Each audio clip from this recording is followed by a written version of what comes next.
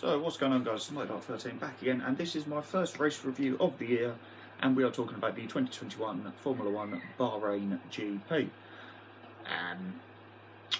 Happy to say that, on the day I managed to fall asleep and woke up just before the race began, so go me. I also managed to catch England play, but for another video at a point in the future. So it started off drama, of course. Sergio Perez, who's recently moved to Red Bull from they were racing point, and then Aston Martin racing. Drama as he stopped on the formation lap, which was sort of a big concern, because obviously he had that phenomenal race at the Sakir GP last year where he just drove absolutely outstandingly and through Mercedes' ineptitude and a rather large slice of luck, we've got to be honest, won the race, first win in Formula 1. But then, his car thankfully restarted. He had to start from the pit lane, and I think overall a fantastic driving for me. He deserved to win driver of the day. So drama on the first lap, after Perez's car decided it didn't want to work anymore. Obviously there was another formation lap which dropped the lap count from 57 to 56. Nikita Mazepin, who anyone who follows me on social media and generally doesn't, anyone who watches Formula 1 will understand that many people were very happy when he crashed out 3 turns into his Formula 1 debut. Spun for the third time in 3 sessions. He spun in Q1 twice, and did the race, which was absolutely incredible. If you watched it, he got his rear wheels on the curb and he put the power down too early and just spun it off, which led to a safety car.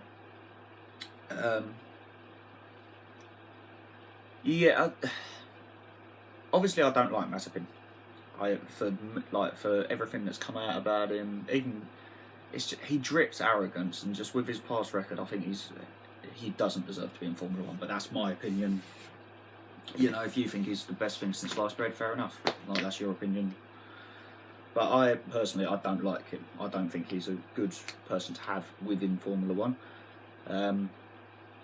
I also think that Haas are going to really struggle this year, having 2 rookies.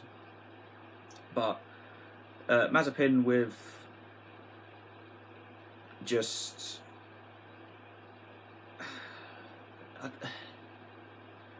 I'll be honest, there was a certain amount of I guess schadenfreude towards him. Like, seeing him spin out like that was absolutely amazing to see. Which, to be frightfully honest, was like, I was watching the race with my brother and my dad, and to see him spin out like that, it was just like, friggin' hell. Like, it's just, he qualified, Mick Schumacher out-qualified him, and it was just crap to watch. Like, he just wasn't, he's not a good driver for Formula 1, and I hope, I'll go on record and I'll say I hope he gets dropped, and I think he will, probably around the mid-season break. So, Spa, Belgium, that sort of area. Spa and Belgium in the same place. Spa, Italy, that sort of ballpark. So somewhere between, say, Spa and Hungary, if we were racing at Hungary. I really need to look at the race calendar. In other news, Fernando Alonso also retired after a sandwich bag got caught and wrecked his brakes. So, yeah, I believe there were spectators there, so to the person who let their sandwich bag go, well done, you've ruined Alonso's race. Not that it was especially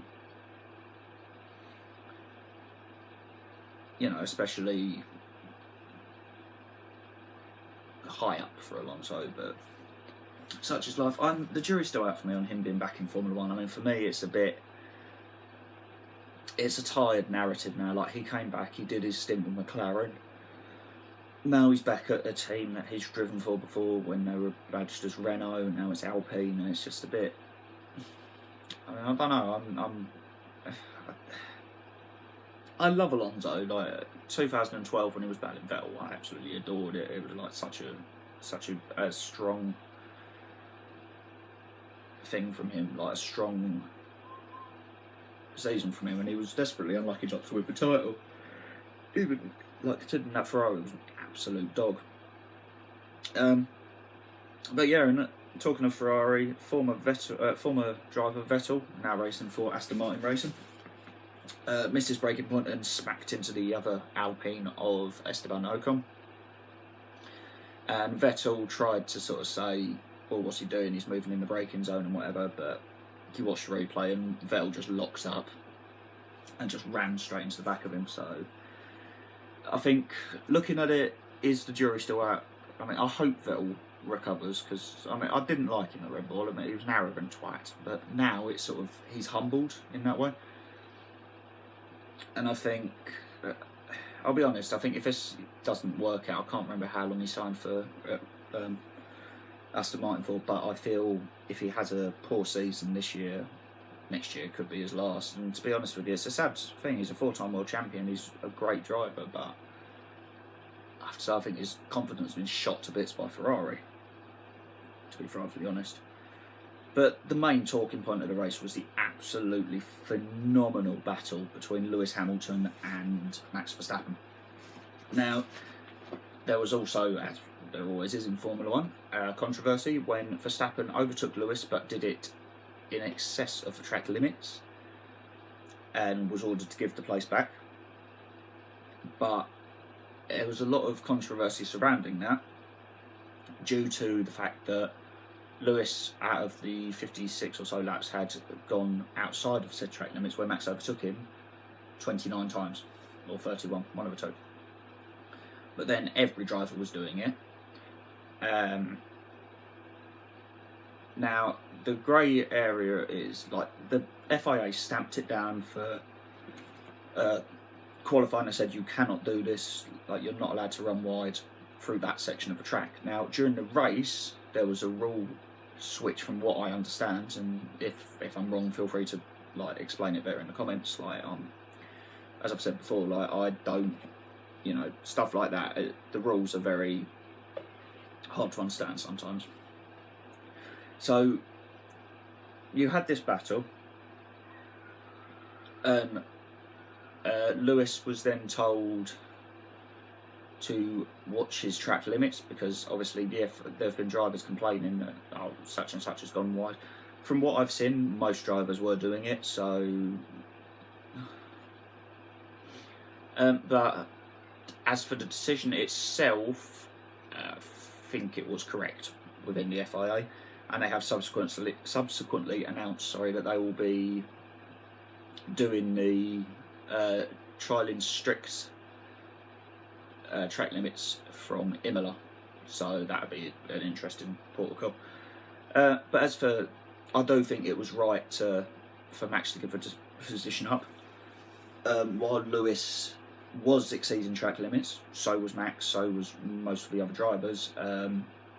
Max did gain an advantage and then went on to overtake Lewis, so by the letter of the law, it was correct. But another win for Lewis, but he had to work so hard for it.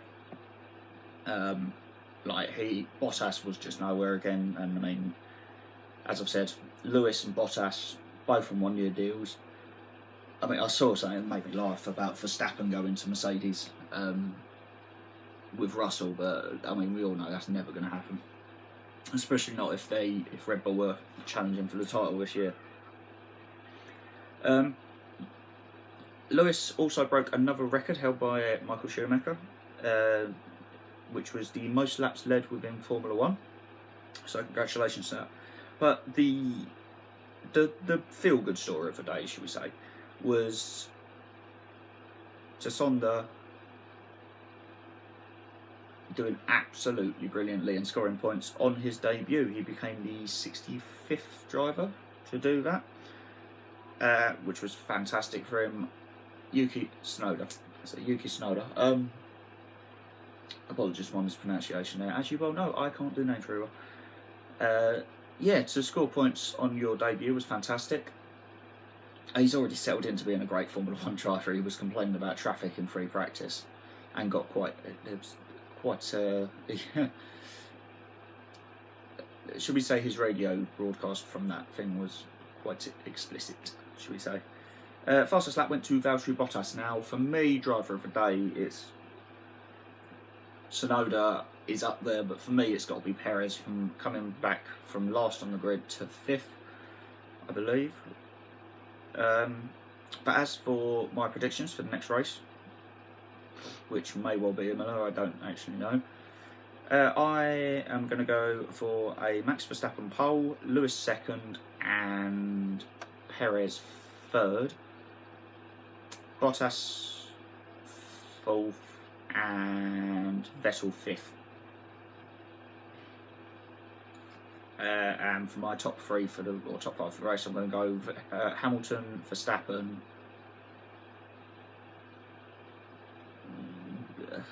Perez.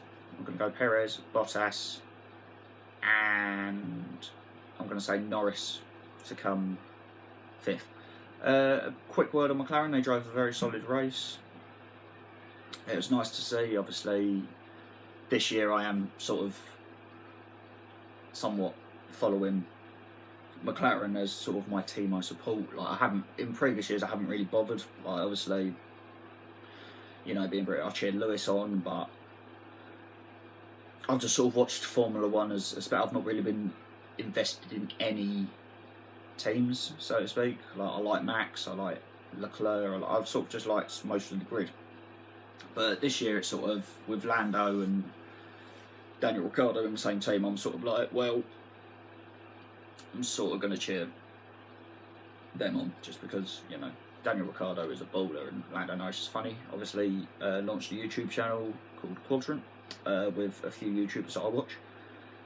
But yeah, overall I'd rate the race for the battle between Verstappen and Hamilton, even though it was only like the 5 laps, strategically it was a very interesting battle as well. So I'm going to give it a solid 8 out of 10. Yeah, I really enjoyed watching it. It's so good to have Formula 1 back though. Like, obviously with no football at the moment, no Dartford to watch, like, you can only watch so many Premier League games, and to be honest, they bore me to tears. But yeah, overall, I think absolutely outstanding race. Can't wait for the next one. But yeah, that is my review of the 2021 Bahrain Grand Prix. So thanks for watching, guys.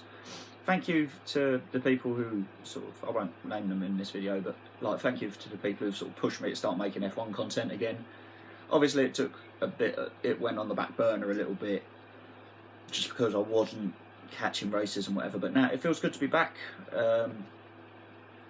Thoroughly enjoying it, and yeah, hopefully we'll be back soon with football vlogs, just anything really.